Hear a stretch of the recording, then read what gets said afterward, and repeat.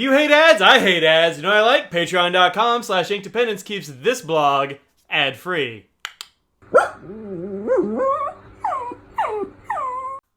Hello folks, welcome to Ink Dependence. I'm Mike, and today we're talking about an ink. This is a PenBBS ink. This is not the ink we're talking about, though. That's this one. This is PenBBS 313 Danjo, which was given to me for review by Vanness Pens, and let's see, gave it to me at BWIPS. That's the Baltimore Washington International Pen Show in 2020. So just before all the COVID lockdowns and stuff. And it came in this small bottle, and I have lost the bottle of this. I don't know where I put it. I've been rearranging things, and I found this one, and the other one used to be right next to it. I don't know where it is. Well, it'll turn up. But it comes in this smaller bottle. This is a 15 ml bottle. These go for $8 when you can find them. You can also get samples of this stuff for $2.50, I believe, for these inks. It also comes, at least a lot of their inks, in these larger bottles. This is a 60 ml, so it's quite a lot bigger. And these go for like $16. Yeah, $16 for the big one. So I mean, if you can get it in the big old bottle, I mean, I say go for it, but I don't think all the colors come in that. So anywho, I'll do this ink in a little while, but since it doesn't seem like these are available at the moment, I'm not going to be in a huge hurry for that. So the ink we're looking at today is this one. And I think it's actually a very nice ink. I've been using it in this pen, which is a franklin-christoph 03, and I've had it in this broad nib, which is a nice wet broad nib. I have to say, I really like the shimmers and such that they do at PenBBS. I think most of the PenBBS inks I've used are a shimmer of some kind or another, and these things work really well. So I actually hadn't used this pen in, I don't know, it had to be 2 weeks at least, and I went and scribbled on some stuff, and it worked just fine. Let's go ahead and see if it works now. I bet it does.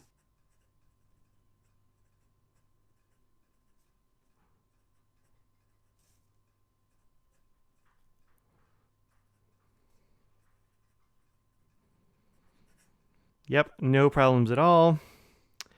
And that's a really cool thing about these inks is they don't seem to dry up in your nib. You still get getting all kinds of the shimmers coming through a whole lot as I let it dry a little bit. This is good stuff. I really like these inks. So if you're into shimmer at all, I think PenBBS is one to try. As I say here, this is using this is on my my Rhodia 80 grams per square meter paper, which is what I use for all these reviews. The flow, I'd say it's on the wet side. I've never had a hard start. It doesn't seem to be out of control or anything like that, but it's certainly wet enough to keep those shimmer particles moving. Performance, it's got a little bit of bleed on copy paper. This is the Staples 20-pound, 30% recycled copy paper that I use for all these. And it's kind of the junkiest paper you're going to find in your office. Down here on the bottom, it's right here, is the PenBBS 313. And you can see the sparkles in there if you catch the light just right, but it seems to suck all the life out of the sparkles, which is kind of unfortunate. Unless you just don't like shimmery ink that much. But then you have some bleed on the back. It's not bad, and this is from a broad nib on real bad paper, so that's actually pretty okay performance. You can see pretty much everything bleeds at least a little bit here, except for this Aurora Red. Aurora Red only had a couple little spots. That's pretty good, Aurora Red. But everything else, a little bit of something. So there you go. There's that one. Qualities has gold shimmer and a little bit of shading. You can see in the Rhodia smear up here that I have a pretty nice maroony burgundy color here, wine color thing going on. But then out here you get some lighter colors, and you do see a little bit of that on papers like this one. You can see a bit in here where it's fading from darker to lighter. You get a little bit of shading, but not a huge amount. And this is actually the only nib I've used this ink in, so I couldn't tell you how it works in other stuff.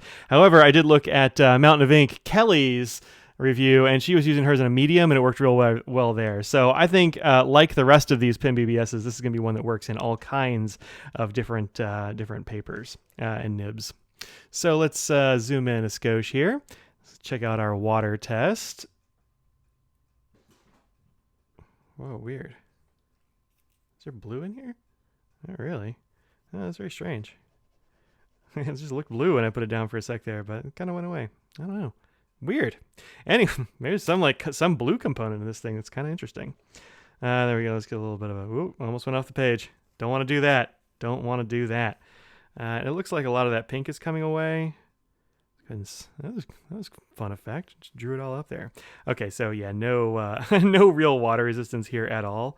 This has actually been on the page here for a bit. I wrote this review a little while ago, probably 2-3 weeks ago, because I was like, let's get this one done. And then I couldn't find it on the website, so I was seeing if it would show up, and it didn't. So I was kind of waiting. But yeah, no real water resistance on there. You know, whatever. You're writing with a sparkle ink. Are you looking for water resistance in the sparkle ink? I don't know. I don't know if I am. I don't know. I probably am not. Okay, so let's look at it on some other papers and take a look at it next to a bunch of other inks that are in some way similar. This is my currently inked Inky Fingers book, which I am almost done with, and I don't think I have a replacement, so that makes me sad. And here is the ink in question, franklin-christoph 03. This is an Anderson Pens edition from a long time ago. And this is PenBBS 313. You can see definitely a lot of sparkle on this wheat straw paper. No problems there at all. Not a surprise. And then here in my Tomoe River ink journal, which I do have plenty of pages left in, here's the, there it is. Whoop, there it is. Down here. And of course it looks great on Tomoe River paper. This is a slightly shading shimmery ink, so kind of perfect for this kind of paper. And you do definitely get more of the shading than you do elsewhere, right? Pretty cool. Okay, let's take a look at this ink next to a bunch of other inks that are somewhat similar. So this is the PenBBS here. Then let's see, we got some Diamine Mulled Wine. This is one of the ink vent colors, and mulled wine is kind of similar in these areas, but otherwise mulled wine is much more of this sort of winey, I don't know, a lighter wine color anyway. Maybe a blend? I don't know, man. I don't know wine that well. But mulled wine is a perfectly nice ink, just not quite as intense as Danjo. It doesn't have the shimmer. Then let's see, here's Papier Plume Burgundy, which kind of, when I was flipping through, I was like, oh yeah, this has some of the same undertones. And I think they kind of do have some of the same undertones here and there, but overall much more purpley, I think, this Papier Plume. We've got here, this is Diamine Handle, which I actually am a huge fan of because it's such a weird color. Like, you got the like purple and gray, you got this green sheen to it. But I think somewhere in here and somewhere over in here, you get some of the similar kinds of things. No shimmer here, of course. Then here we have Sailor's Manyo Akebi. I don't know how to say that one either, which is definitely more pinkish than the Danjo, but has more sheen in place of that shimmer. And this is a very cool. I'm really liking this ink a lot. This is from the I want to say first Sailor Manyo release. Should still be around. Then I've got here, yes, Clipsy, hi. I've got here Roaring Klingner Alt Bordeaux. You get a lot of wine colors and illusions and that kind of thing here, which has got some of the same tones in common. And then Pelican Edelstein Amethyst, which is definitely a more purple version of the maroonish color you have here, this burgundy.